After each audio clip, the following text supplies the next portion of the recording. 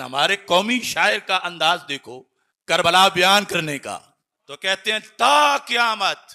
قطع استبداد کرد، قیامت تک جس نے ظلم کی جڑیں کاٹی اسے حسین کہتے ہیں، یعنی خود یا ان کے فیض پانے والے آگے ظلم کی جڑیں کاٹیں گے۔ تا قیامت قطع استبداد کرد، موجے خون او چمن ایجاد کرد، یعنی آپ کے خون کی لہر نے امت کا چمن آباد کیا ہے اور قیامت تک خزاؤں کا مقابلہ کیا ہے۔ بحر حق در خاک و خون غلطی داست، پس بنائے لا الہ گردی داست۔ تو دو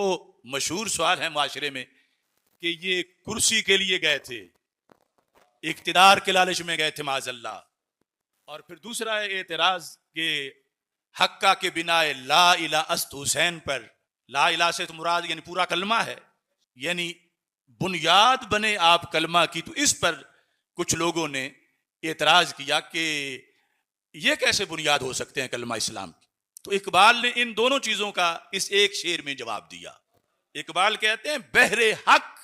در خاک و خون غلطی داست، غلطی دن کا مطلب ہوتا ہے جو ہے وہ الٹ پلٹ ہونا، یعنی جس طرح تڑپتا بندہ خون کے اندر لت پت ہوتا ہے۔ تو کیا بحر کرسی نہیں کہا، اقبال کہتے ہیں بحر حق در خاک و خون غلطی داست،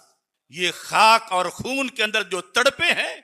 تو کرسی کے لیے نہیں، آیت الکرسی کے لیے تڑپے ہیں۔ بحر حق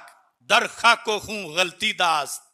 پس بنائے لا الہ گردی داست۔ کہ تم پوچھتے ہو کہ یہ لا الہ کی، یہ کلمہ اسلام کی بنیاد کیسے بن گئے، تھوڑا اس لیے بنے کہ یہ کلمے کے لیے مٹی اور خون میں تڑپے ہیں، ان کا پیکر کلمے کے لیے لت پت ہوا ہے مٹی کے اندر،